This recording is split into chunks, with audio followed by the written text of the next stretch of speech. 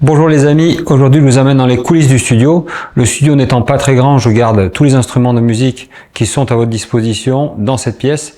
Donc ce que je vous propose, c'est de les découvrir en vidéo. Donc l'instrument le plus imposant d'abord, une batterie. Donc elle est, bon, on l'a équipée de ces micros, mais les micros seront adaptés en fonction du style et en fonction de ce qu'on enregistre. Donc c'est un setup tout simple avec quelque chose de basique au niveau grosse caisse claire, etc. Mais vous pouvez évidemment venir avec votre propre instrument si vous le souhaitez. Ensuite, je vous propose de voir un petit peu les guitares électriques qui sont à votre disposition. Donc par exemple, vous avez cette ES 339 Gibson. Donc ça, c'est pour l'esprit vraiment humbucker, pour les amateurs de blues, de rock. Mais bon, c'est assez polyvalent. On peut faire à peu près tout ce qu'on veut avec ça. Voilà celle-ci. On a également un autre grand classique, une Telecaster Fender, qui a été sacrément modifiée et customisée. Notre ami Quint Altéré qui a fait les défonces, installation des micros, etc. Voilà, donc un grand classique pareil, donc on peut jouer plus ou moins tous les styles avec ça. Ensuite, on a quelque chose d'un petit peu plus original. Donc ça, c'est une type Stratocaster, on va dire. C'est fabriqué au Japon, de la marque Vola. Voilà, tout à fait classique. Hop. Bien sûr, une Fender Stratocaster US des années 2010, il me semble.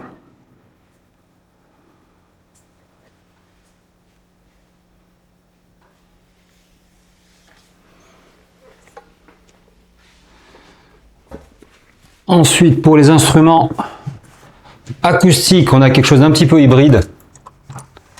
Pour ceux qui ne connaissent pas, donc ça c'est une Acoustasonic. Donc c'est une guitare qui a plutôt vocation à être jouée sur scène, mais elle est vachement intéressante parce qu'en fait elle a un piezo acoustique et en même temps un micro d'électrique. Donc on peut switcher assez facilement d'un son acoustique à un son électrique. Donc c'était assez original comme instrument.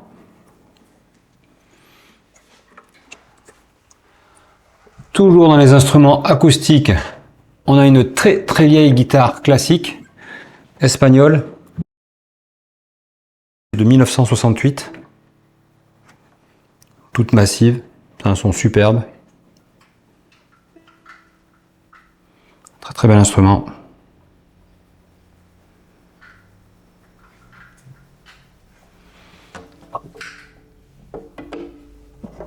Ensuite, un grand classique de la guitare acoustique, une Gibson J45.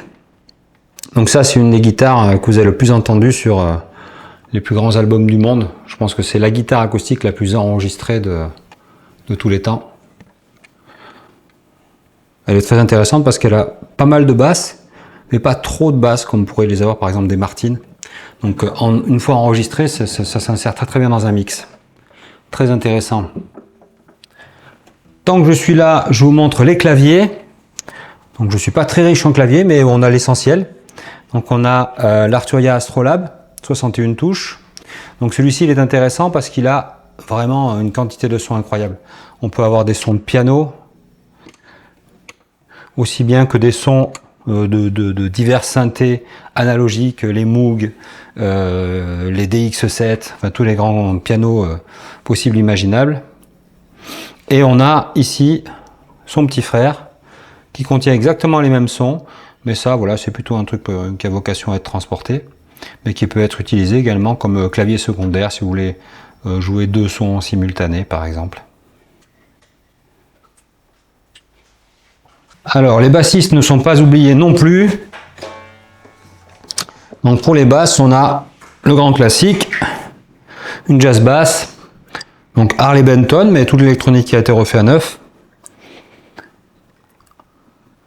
Donc elle sonne très bien, très joli son. C'est juste qu'elle est excessivement lourde. Donc à jouer en live, c'est pas magique, mais en studio, c'est pas grave. Pour les amateurs de basse un petit peu plus vintage, on a une basse violon Hofner, le type de basse utilisé par Paul McCartney par exemple. Donc avec des filets plats. Donc on a un joli son typé un peu, toujours pareil entre basse électrique et contrebasse dans l'esprit. Plutôt sympa. Ah, j'ai oublié tout à l'heure, en guitare acoustique, on a également une 12 cordes. Là, on va rentrer de toute façon dans la catégorie des instruments chelous. Tous les instruments bluegrass, divers et variés. Dans l'esprit, instrument un peu bizarroïde. Toujours pour les bassistes, on a une basse avec des cordes en caoutchouc. Voilà, c'est très sympa ça aussi. Une fois branché, ça sonne tout à fait comme une contrebasse. C'est original, c'est compact.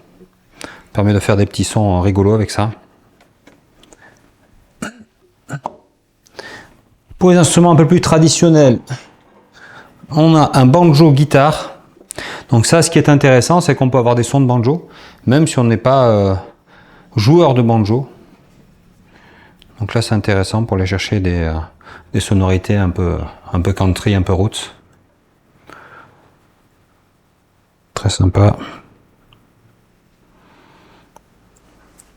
Dans la même catégorie, instrument traditionnel, on va avoir un bouzouki, donc qui est un instrument à la base plutôt d'Afrique du Nord, mais qui a été utilisé pas mal en musique celtique aussi.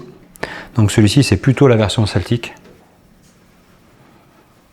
Ça fait des sons très originaux. En fin de compte, c'est une mandoline, mais avec un octave supplémentaire.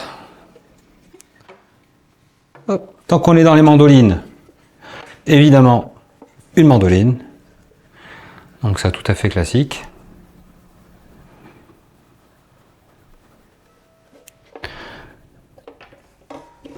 Hop.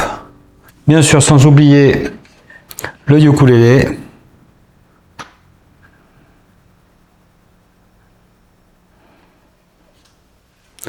Et enfin, toujours dans les instruments un petit peu bizarres, on a cette Martine de voyage. Alors qui paraît très original comme ça. Mais c'est très intéressant, couplé en fait quand on double des guitares acoustiques. J'utilise souvent ça en guise de deuxième guitare pour apporter vraiment du brillant. Donc ça c'est original et en même temps ça sonne plutôt pas mal. Voilà les amis, donc le petit tour est fini. Donc sachez que ces instruments sont disponibles au studio lorsque vous venez enregistrer. À bientôt, merci.